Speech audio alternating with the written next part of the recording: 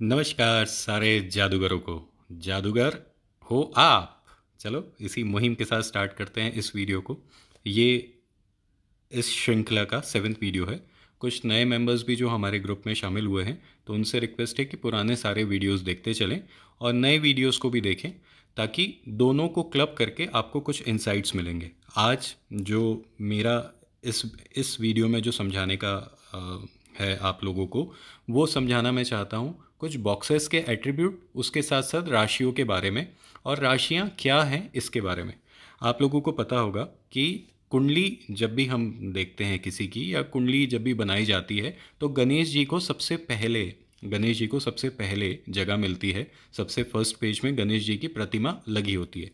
Actual में ये है क्या, इसका भी पीछे क्या साइंस है, उसको भी हम इसी के साथ कनेक्ट करते हैं, इसी में समझने की कोशिश करते हैं। जब गणेश जी के बारे में हम बात करते हैं तो एक श्लोक आता है, वक्रकुंड महाकाय सूर्य कोटि प्रभा। इसको आप देखेंगे तो गूगल कीजिएगा, आपको मिल जाएगा। ये 2 लाइन है श्लोक की। इसकी मीनिंग जो है काफ़ी लोगों ने अलग अलग तरीके से निकाली है।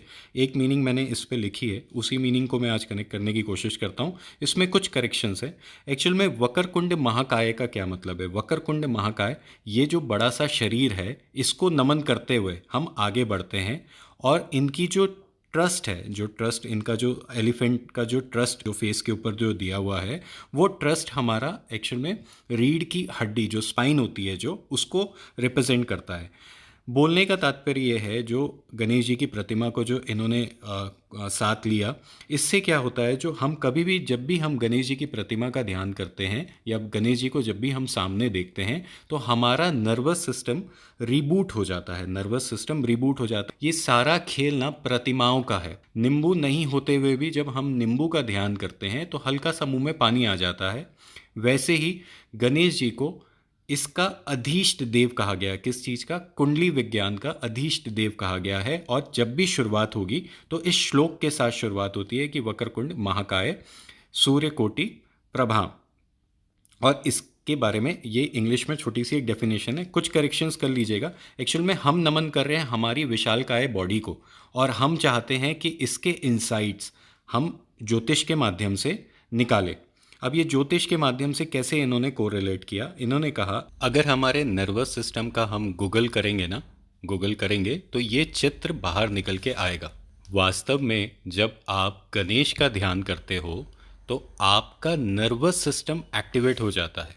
क्योंकि हमारा जो अनकॉन्शियस है, जो हमारे अंदर का, एक कह लीजिए एक ऐसा जायरोस्कोप जो हमें दिशा दिखाता है, वो ऑटोमेटिकली कहीं ना कहीं एक्टिवेशन के अंदर आ जाता है। और गणेश जी की प्रतिमा के अंदर हमारे नर्वस सिस्टम की मैपिंग ऑलरेडी दी हुई है।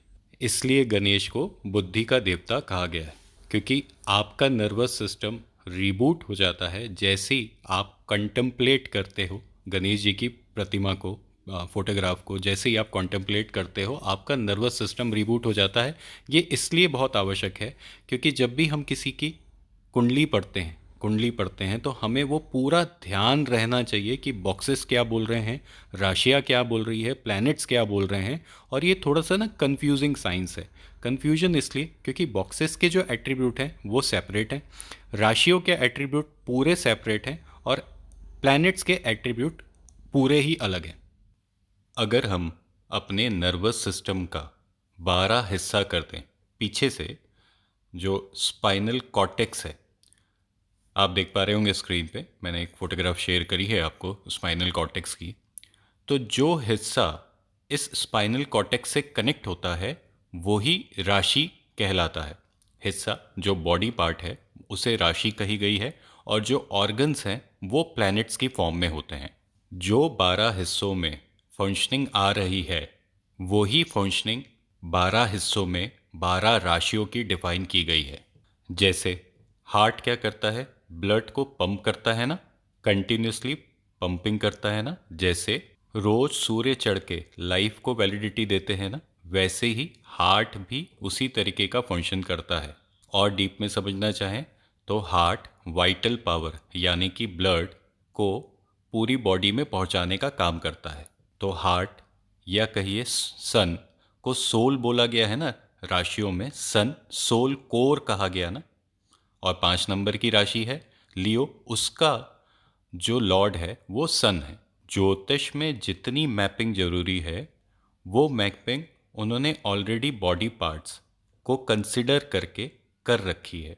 अगर हम इसके और आगे जाते हैं और रीढ़ की हड्डी है ना, जिसे स्पाइन की बात करते हैं, उसके 27 हिस्से करते हैं तो 27 नक्षत्र के फॉर्म में अश्विनी से स्टार्ट होके रेवती तक के हिस्से कहलाएंगे। आपकी जो पीछे की स्पाइन होती है उसमें 27 नक्षत्र विराजमान होते हैं। या उसे और डीप में अगर अपन चर्चा करें तो जो नर्व जिस बॉडी के फंक्शनल एरिया को गवर्न करती है वही 27 नक्षत्रों के गुण धर्म बताए गए हैं वेदों में। और वैसे ही अगर हम नर्वस सिस्टम के 12 हिस्से कर दें, ये जो मैंने फोटोग्राफ आपके सामने दिखाई है ना, अगर हम इस नर्वस सिस्टम के 12 हिस्से कर दें पीछे से, तो जो नर्व्स हर एक बॉडी पार्ट को गवर्न कर रही है वो हमारी 12 राशियां कहलाएंगी।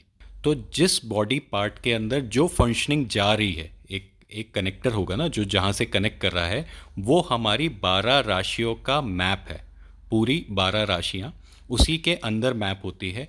हर एक इंफॉर्मेशन जो मस्तिष्क से, स्पाइनल कॉर्टेक्स के माध्यम से, इसे अगर हम ह्यूमन बॉडी का साइंस मानते हैं तो मैं इसका एक प्रमाण आप लोगों को देने की कोशिश कर रहा हूँ।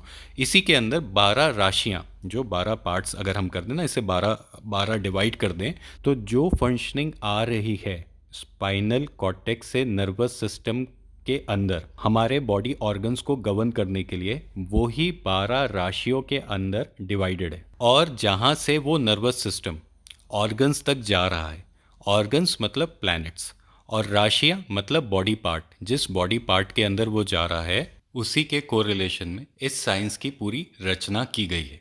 जैसे मैं अगर वास्तु के अंदर बोलूँ, 11 रुद्र कहे गए हैं, 12 आदित्य कहे गए हैं और 8 वसु कहे गए हैं।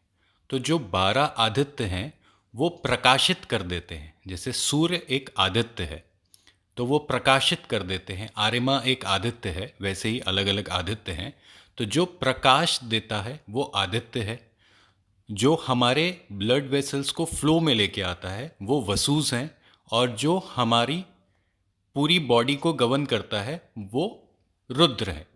ऐसे आदित्य, रुद्र और वसु वास्तु के अंदर कहे गए। वैसे ही यहाँ पर 12 राशियाँ, प्लैनेट्स और नक्षत्र, 3 कॉम्बिनेशंस बनाए गए हैं। कुछ बातें रिलेवेंट हो सकती हैं, कुछ बातें मैं केवल उदाहरण के लिए कह रहा हूँ, क्योंकि जब हम वास्तु की बात करते हैं तो कॉन्टेक्स्ट थोड़ा सा अलग हो जाता है, और जब हम एस्ट्रोलॉजी की बात करते हैं तो थोड़ा कॉन्टेक्स्ट अलग हो जाता है। मैं कोरिलेशन इसलिए बिठाना चाहता हूँ ताकि आप जब समझने में आए तो आपको मिसअंडरस्टैंडिंग किसी प्रकार की ना हो कि किसी ने कहा जी रुद्र खराब है, तो कोई घबराने की बात नहीं है। रुद्र एक देवता है जो कॉर्टेक्स, जिसकी मैं बात कर रहा हूँ, जो पीछे जो है उसको पूरा गवर्न करता है। तो 11 मेजर पार्ट्स हो सकते हैं, उसी साइंस में कोरिलेशन बनाते चलें तो 11 मेजर पार्ट्स हो सकते हैं। वैसे ही आदित्य जो हमें प्रकाशित करता है, तो कहीं ना कहीं ब्लड वेसल्स, जो खून हमारे ध्वनि में जा रहा है, तो उसको कोरिलेट कर सकते हैं। तो आदित्य भी कोई इस जगह पे कोई डिफरेंट चीज़ नहीं है, कनेक्ट करते चलेंगे तो बनते चलेगा। अब इसमें और आगे बढ़ते हैं कि सारी जितनी इन्फॉर्मेशन हमें प्राप्त हो रही है वो पहले से वेदों में कुछ आकृतियों की फॉर्म में, या हम कहें आकाश गंगा में जो आकृतियां हैं उसके फॉर्म में पहले से स्क्रिप्ट की हुई है, और उसे ही डिकोड करते हुए हम प्रिडिक्शन देते हैं। कई बार मैंने कहा भेड़ की अगर हम बात करें, एरीज राशि की बात करें, तो एरीज राशि को भेड़ से रिप्रेजेंट क्यों किया गया है? तो जैसे ही हम देखेंगे, जो एरीज राशि वाला है जिसके लगन में पहला नंबर लिखा है, वो व्यक्ति वैसा ही बिहेवियर पैटर्न करता है तो वो कामयाब हो जाता है। उससे विपरीत करता है। ये पूरा साइंस आपको आपके आपे में लाने के लिए किया जा रहा है। ये पूरा साइंस एक्चुअल में आपकी वो स्क्रिप्ट है जो आपको प्रोग्राम करके आपके सबकॉन्शियस माइंड में डाउनलोड करके आपको यहाँ तक पहुँचाया जा रहा है। जैसे मैंने आपको पहले भी कहा कि जैसे जैसे इस साइंस को कोरिलेशन बनाते चलेंगे, वैसे वैसे आप अपने डीएनए के नज़दीक आते चलेंगे। और वही चीज़ कि जैसे सबकॉन्शियस माइंड इस बात को नहीं जानता कि गणेश कौन है, गणेश कौन है, इस प्रतिमा के अंदर क्या है। सबकॉन्शियस माइंड इस बात को अपने आप ग्रहण करते हुए अपना पूरा का पूरा सिस्टम को रिबूट कर देता है और कि एक लेवल में पहुंच जाता है कि सोचना अब कैसा है। इसलिए हमेशा कहा गया कि जब भी कोई नया कार्य करते हैं तो गणेश जी की प्रतिमा को ध्यान करके करें। जैसे शरीर है वैसे ही ज़ोडियक है, क्योंकि शरीर को मैप करके राशियों के गुणधर्म या कहिए ज़ोडियक साइंस की गणना की गई। ये जो अवेयरनेस है कि जैसा वो है मैं उसी का स्वरूप हूँ, जैसा वो है कौन है, जो एस्ट्रोलॉजिकली जो हमारी कुंडली बनाई गई तो मैं उसी का स्वरूप हूँ। और वैसे ही from nowhere I am here, इस बात को समझेगा तो समझ पाएंगे कि मैं कहीं नहीं से अब यहाँ आ चुका हूँ, कहीं नहीं से अब यहाँ पर हूँ। तो इसी को ज्योतिष कहा गया। पूरा ज्ञान केवल मैपिंग का है, पूरा प्रतिमा विज्ञान का ये ज्ञान है। मैपिंग मैपिंग मैपिंग कर करके आप अपनी राशि को पढ़ने की कोशिश करेंगे, अपने बारे में जानेंगे, इसी को ज्योतिष कहा गया है।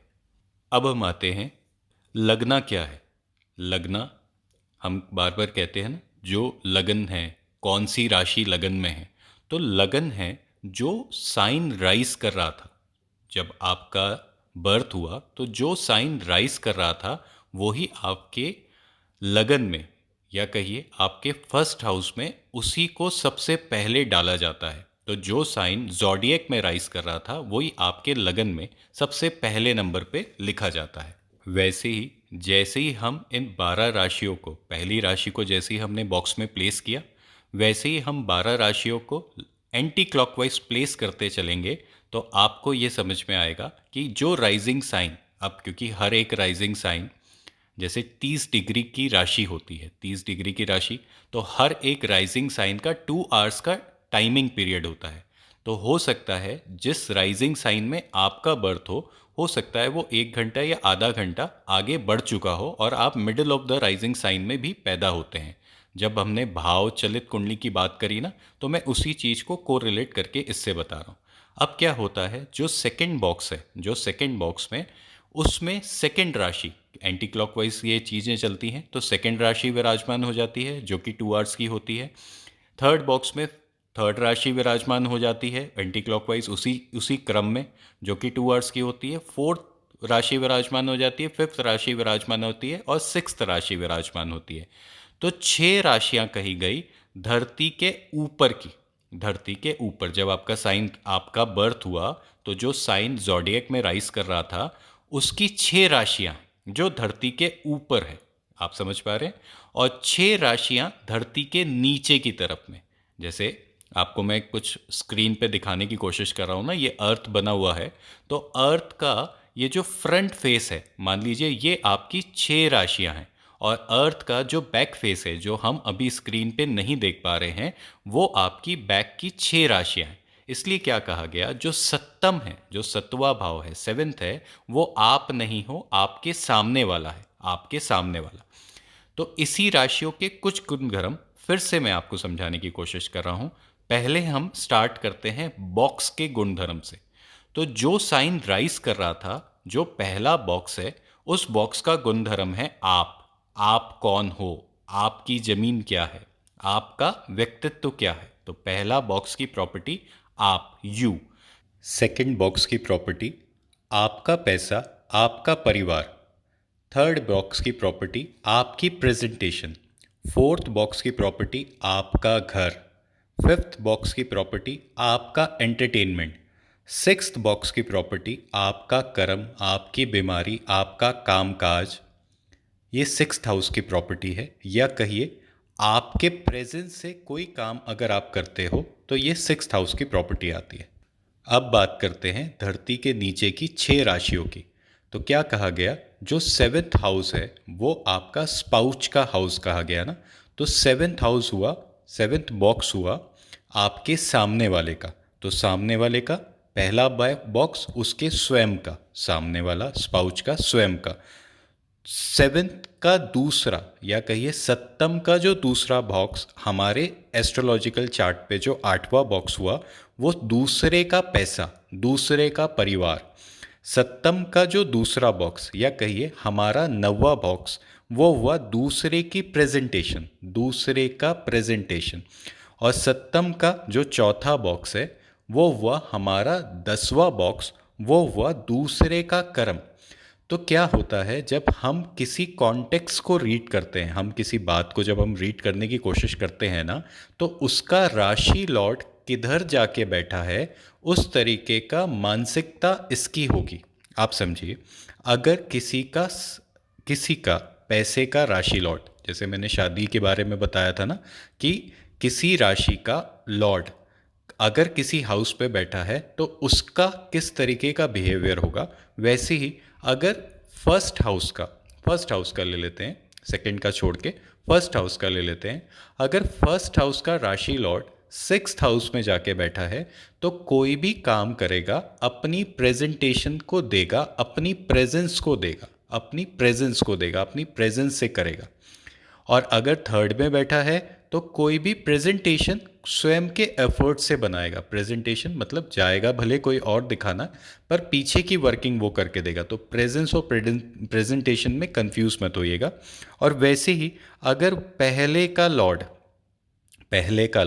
बॉक्स का लॉर्ड, राशि लॉर्ड अगर 10th में जाके बैठा है तो दूसरे की प्रेजेंस से, दूसरे के कर्म से काम करेगा। दूसरा कौन हुआ? जैसे आपने एक पूरा फैक्ट्री बनाया, तो दूसरे वर्कर आपके काम करते हैं ना, तो दूसरों से करेगा। तो पहले में क्या हो रहा था, अगर पहला बॉक्स का 6 के अंदर बैठता है तो कहीं खुद जॉब करेगा। हम इसको ऐसे देखते हैं। अगर पहले का लॉर्ड आगे के 6 बॉक्स में, जो 7 से लेके 12 तक के बॉक्स में बैठता है, तो हो सकता है स्वयं का व्यापार स्टार्ट करे। तभी मैंने जो एक वीडियो दिया था उस पे, जो आप लोगों ने देखा था यूट्यूब के अंदर आया था, उस पे मैंने 2, 6, 10 को लिया था। छठा क्या है, जो आप खुद की प्रेजेंस से करते हो, जो छठा बॉक्स है ना, वो आप खुद की प्रेजेंस से करते हो उस काम को। और 10वां क्या है, जो आप दूसरों के माध्यम से करते हो, इसलिए वो बिजनेस हो जाता है। और छठा जो है वो सेल्फ के माध्यम से करते हो, तो वो कई बार हम कहते हैं ना कि ये जॉब करेगा, सर्विसेज करेगा, तो इसलिए मैंने ऐसे को रिलेट किया था उसको। और इसे हम समझ लें, जैसे मान के चले हमारा जो चौथा भाव वो घर का भाव कहा गया है, वैसे ही सप्तम का चौथा भाव कौन सा हो गया, 10वां, 10th हाउस हो गया ना। सेवेंथ का चौथा भाव 10th हाउस हो गया। तो हम उनको घर जैसा माहौल देते हैं ताकि वो हमारे लिए काम कर पाए और उनके वजह से हमें इनकम आ पाए। तो कभी भी मनी के कॉन्टेक्स्ट में देखते हैं तो सेकंड, जो मनी ओरिएंटेशन कहाँ से आ रहा है वो, उसके अलावा एफ़र्ट्स कैसे डाले जाएंगे, सर्विस के माध्यम से एफ़र्ट्स डाले जाएंगे तो सिक्स्थ हाउस, और या फिर एक ग्रुप के माध्यम से या कहिए एक व्यापार के माध्यम से एफ़र्ट्स डाले जाएंगे तो 10th हाउस। तो जिसका 10वां भाव बोलता है वो दूसरों के माध्यम से करता है। वैसे ही जो 8वां बॉक्स है, जिसे हम पेन का भी बोलते हैं, वो एक्चुअल में दूसरे का पैसा है। कुछ लोग दूसरों का पैसा खा जाते हैं ना ऐसी भी कुछ कुछ बातें आपने सुनी होगी। तो मान के चलिए ये दूसरों से मिला हुआ पैसा है। अब इसको वैसे को रिलेट कर सकते हैं, पत्नी का पैसा है ना, क्योंकि सातवां सातवां हो गया दूसरा व्यक्ति और उसका पैसा, तो पत्नी का पैसा, कोई ऐसा पैसा जो दूसरे से हमें मिलता है। दूसरे से तो सारा पैसा मिलता है, पर ऐसा पैसा जो दूसरे से मिलता है, मतलब मान लीजिए किसी व्यक्ति ने किसी व्यक्ति की सैलरी खा ली, या इस तरीके का जो व्यवहार होता है ना, तो वैसा पैसा, वही पैसा कई बार हमें कष्ट भी देता है। तो ऐसा कहा गया है जी, 8वां हाउस जो है ना, कष्ट का हाउस है। कष्ट मतलब पेन का हाउस है। तो हम ऐसे कह सकते हैं कि दूसरे का भाई पैसा मत खाया कर, है ना, तो दूसरे को पैसा थोड़ा ज़्यादा दिया कर। एक एक वीडियो फेमस हुआ था ना बीच में, कि आप नाई से बाल कटाने जाते हो तो उसे 10 रुपये टिप दे दिया करो। तो इस व्यक्ति को हम इसकी ग्रोथ के लिए छोटी सी रेमेडी ऐसे कह सकते हैं, जो दूसरे का पैसा है उसे थोड़ा बढ़ा के दे दिया करो। तो दूसरा कौन हुआ, हम जिससे भी सर्विसेज लेते हैं वो दूसरा व्यक्ति हो गया। अब उसका पैसा हम क्यों देंगे, क्योंकि हमने उसकी सर्विसेज ली है, तो हम उसे थोड़ा सा बढ़ा के दे देंगे। तो एक छोटी सी रेमेडी ऐसी हो गई। तो जहाँ कहीं आठ आए तो इसका ये मतलब नहीं है कि पेन होगा, इसका ये मतलब है कि अलग अलग कॉन्टेक्स्ट पे वो आठवें हाउस को हम कैसे यूज़ कर रहे हैं। जो सेल्फ का कॉन्टेक्स्ट है उस पे कैसे यूज़ कर रहे हैं, जो पैसे का कॉन्टेक्स्ट है, सेकंड कॉन्टेक्स्ट है ना सेट पैसे का, उसमें कैसे यूज़ कर रहे हैं। और जब तबीयत के कॉन्टेक्स्ट में आ देंगे तो हम किस चीज़ की वजह से हमें पेन हो रही है तो उसको वैसे यूज़ करेंगे। एक ही घर है ना, उसके अलग अलग कॉन्टेक्स्ट होंगे। जैसे ही हम किसी कॉन्टेक्स्ट के ऊपर बात करेंगे, हम किसी विषय पे जब बात करेंगे ना, तो अलग अलग घर के अलग अलग प्रॉपर्टीज़ हो जाती हैं। इसी में यही थोड़ा सा एक चक्रव्यूह है, जिससे बाहर निकल जाओगे तो सब साफ साफ समझ आने लग जाएगा। इस पूरी एस्ट्रोलॉजी में ना जो 12 घर है वो मान लीजिए 4 ही मुद्दों का घर है। धर्म का घर है ना, धर्म आपकी धारणाएं क्या है, क्या आप धारण करके चल रहे हो, किस विषय में आप अपने आप को मनोरंजित करते हो। तो 4 मुद्दों में पहला मुद्दा हो गया धर्म का। अर्थ का मुद्दा, क्या कमाते हो, कैसे कमाते हो, कहाँ से कमाते हो, तो ये 3 बॉक्सेस समझ में आ गए। फिर फैमिली का मुद्दा और मोक्ष का मुद्दा। इंडियन एस्ट्रोलॉजी में हर डिवीजन को 4 भाग में बांट दिया है, धर्म, अर्थ, काम और मोक्ष। और हम इस कोर्स को भी ना इसी तरीके से कुछ समझने की कोशिश करेंगे कि क्या वो चाहता है, क्या धारणाएं उसकी है, क्या कर्म वो करना चाहता है, और किस तरीके से वो अपनी प्रॉपर्टीज़ को बनाएगा। मोक्ष है ना, धर्म, अर्थ, काम और मोक्ष। काम जो थर्ड, सेवेंथ और 11th का कॉम्बिनेशन होता है, तीसरा घर, सातवां घर और 11th घर का जो कॉम्बिनेशन होता है उसे काम कहते हैं। जैसे फर्स्ट, फिफ्थ और सेवेंथ का जो कॉम्बिनेशन है वो कहता है कि तुम क्या धारण करके चल रहे हो, तुम्हारी धारणाओं की वजह क्या है, तुम्हें क्या धारण करना चाहिए। और वैसे ही जैसे फायर एलिमेंट की 3 राशियां बोली गई ना, फायर एलिमेंट की 3 राशियां कौन सी, एरीज, लियो, सेजिटेरियस। अब एरीज वाला ये सोच ले कि मैं लियो हूँ, मैं लियो हूँ मतलब एक भेड़ ये सोच ले कि मैं शेर हूँ, और शेर बन के पूरे समाज को ये दिखाने लग जाए कि मैं निडर हूँ, मैं शेर हूँ। तो क्या होता है, ये जो धारणा हम अपने बारे में बना लेते हैं, तो ये दूसरे हमें देख के वैसी धारणा नहीं बनाते ना। तो जैसे अगर हम इन्हीं दोनों राशियों की बात करें तो एक छोटी सी बात जो हमेशा मैं सबको कहता हूँ कि एक एरीज राशि वाला जो है वो एक बहुत अच्छा, मान लीजिए एक भीड़ को जुटाने वाला छोटा नेता बन सकता है। इसके अलावा बाबा बन सकता है, बाबा प्रवचन देते हैं ना तो काफ़ी बड़ी भीड़ आती है। एक अच्छा स्पोक्समैन बन सकता है क्योंकि उसको सुनते हैं लोग, है ना। एक अच्छा यूट्यूबर बन सकता है, मुझे भी आप सुनते हो। पर अगर ये अपनी धारणा चेंज करके ये सोच ले कि मैं देश का राजा बन जाऊंगा, जैसे वो छोटा सा नेता अगर ये सोच ले कि मैं मुख्यमंत्री प्रधानमंत्री पद तक पहुंच जाऊंगा, तो कई बार ये चीज़ें ये पॉसिबल नहीं होती हैं जब तक आपका जो प्रॉपर्टी है जिसके लिए आपका बर्थ हुआ है, अगर आप उससे फ़र्क करते हो, है ना, उससे अगर हिलते हो और अपनी धारणाओं को चेंज कर लेते हो, तो मैनिफेस्टेशन होना बहुत ज़्यादा मुश्किल हो जाता है। तो हमें उसको अपने आपे में लेके आना है। एक भेड़ को हम यही कह सकते हैं, झुंड बना, सबको प्रवचन दे, लोगों का दिल खुश कर, ऐसे कह सकते हैं। एक शेर को हम कह सकते हैं कि तू जंगल का राजा है ना। शेर लियो राशि की जब हम बात करते हैं तो एक जंगल का राजा है, तो तू उस तरीके से लाइफ को जी, तू क्यों डरने लगा है छोटी छोटी बातों पे। क्योंकि कई बार ये लोग कहें कि इन राशि वाले किसी ना किसी के बहकावे में आके अपनी प्रॉपर्टी को चेंज कर लेते हैं और वहीं से विकार पैदा होता है। अब आप लोगों से रिक्वेस्ट है, इसको बार बार देखिए, इसको समझने की कोशिश कीजिए। कोई प्रॉब्लम है, कोई दिक्कत है, कोई ट्रबल आ रही है, कुछ ऐसा विचार जो आपके दिमाग में समझ नहीं आ रहा है, तो एक बार पूरे वीक में जब भी मन करे एक फ़ोन लगा के अपने डाउट्स को क्लियर कीजिए। क्योंकि ये पूरा रहस्य है जो हम आगे यूज़ करेंगे। जैसे हर एक राशि, जब राशि की बात होगी तो हमेशा एक बॉडी पार्ट हमेशा दिमाग में घूम जाना चाहिए। जैसे ही कोई प्लैनेट की बात होगी तो आगे आपको ये समझ में आएगा कि एक ऑर्गन है जो प्लैनेट यूज़ करता है एक्शन के लिए। तो बात हुई कि राशि के कोरिलेशन बनाते चले। जैसे अगर मान लीजिए 8 नंबर की राशि की बात हो रही है, तो 8 नंबर की राशि है ना, 8 नंबर की राशि, 8 नंबर का बॉक्स की बात नहीं हो रही है, 8 नंबर की राशि केचुए की राशि है। डेट मीन्स कि वो क्लीनर है।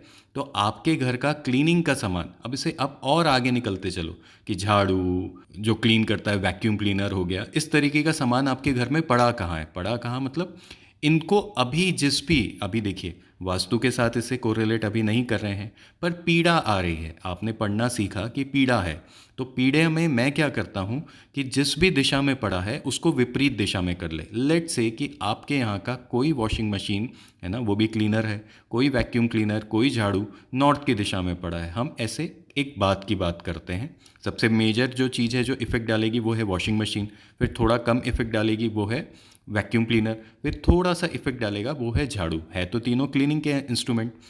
तो मैं क्या करता हूँ कि सबसे पहला जो चीज़ है, जो सबसे बड़ा चीज़ है, उसकी दिशा में विपरीत कर देता हूँ। जैसे अगर नॉर्थ पे पड़ा है तो साउथ करा देता हूँ। तो एक इफ़ेक्ट देखने के बाद फिर हम आगे बढ़ते हैं। तो आप लोगों से भी रिक्वेस्ट है, ये सब करना स्टार्ट कीजिए और एक बार फ़ोन लगाइएगा। धन्यवाद।